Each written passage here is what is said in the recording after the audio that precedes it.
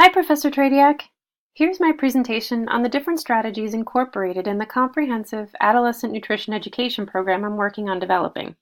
I hope you enjoy, and I look forward to hearing your thoughts. The Frederick County High School Nutrition Education and Cooking Skills Curriculum is intended to provide students with the foundational knowledge and skills they need to make healthier food choices as they age into adulthood.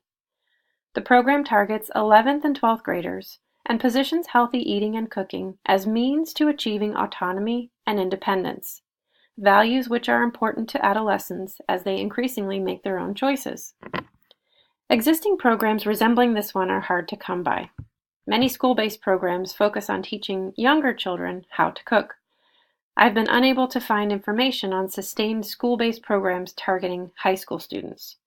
In my own county, the sole cooking class offered to high school students is an elective called Cooking and Cultures, which, while it offers great exposure to foods from different cultures, leaves the majority of students with no formal food or cooking education between middle school and adulthood. I initially chose 3 models or theories to support my program development: the health belief model, social cognitive theory, and the information, motivation, behavioral skills model. I'm focusing primarily on the application of the health belief model and social cognitive theory as I move forward, at least for the core components of the program.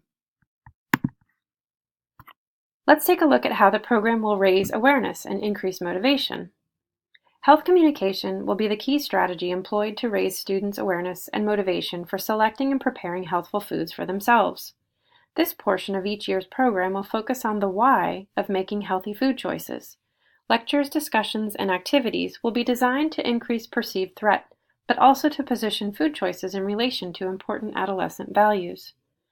Adolescents between the ages of 16 and 18 are cognitively capable of understanding how today's food choices impact tomorrow's health, but they're not necessarily motivated to act for this reason. A randomized controlled trial by Bryan et al. Found teens to be responsive to nutrition education that positioned healthy food choices as promoting social justice and autonomy. While the study was conducted among 8th graders, I believe this angle can be effectively used with older adolescents. The high school program will employ health education to increase students' behavioral capability, in other words, to build their skills and abilities to enact behavior change. Through kitchen demonstrations and workshops, an interactive grocery store tour and shopping experience, and actual meal preparation, students will walk through the start-to-finish aspects of selecting and preparing a meal. 11th graders will choose and prepare both a breakfast and snack, while 12th graders will progress to selecting and preparing a lunch and dinner. A second facet of the health education strategy is the increase in students' cooking self-efficacy. Each progressive step, from learning kitchen appliances and knife skills, to navigating the local grocery store, and ultimately to preparing meals, will build students' skill and confidence for enacting the changed behavior. This is an area of the program I'm still working on fleshing out, but there are a host of ways in which the environment can support the nutrition program. Environmental supports can come from peers, families, and from the school, family, and community food environments.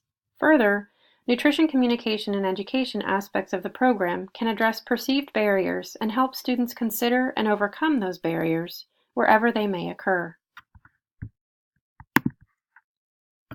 According to the social ecological model, interventions that target multiple levels of influence are more likely to succeed in achieving lasting behavior change.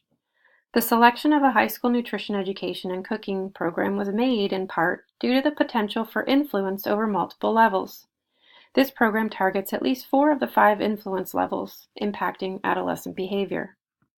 The intrapersonal levels targeted through building knowledge and awareness of the short and long-term outcomes of diet and health, and changing attitudes toward healthy eating and cooking. The interpersonal levels influence both through peers and the social nature of school instruction, and also through the potential for influencing the family food environment. The institutional levels targeted through a change in the school culture and value system around healthy foods, with further potential for school health policy change.